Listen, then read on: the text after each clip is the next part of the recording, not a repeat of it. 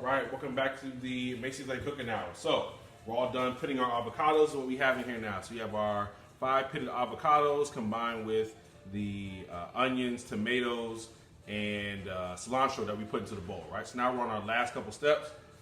So, before we mix everything up and combine guacamole, you're going to take one lime and cut it into quarters. Cut in 4 pieces.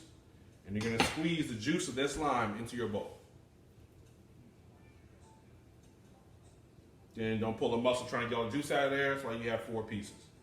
You can just swirl it around. What's going to happen is this lime is going to give the guacamole just like a fresh kind of pop of taste. That's going to balance out the oiliness of the avocado. So again, this is my 3rd lime. Here's my last one.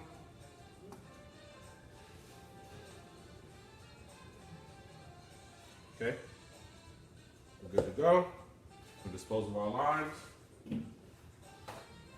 Now, last step here.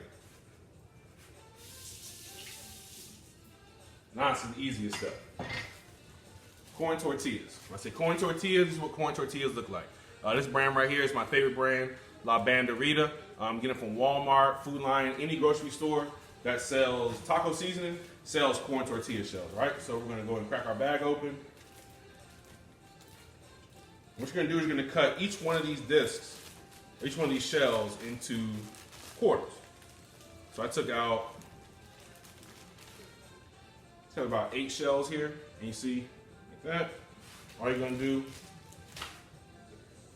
doing is making tortilla chips with these. So we're gonna cut 1/2 across.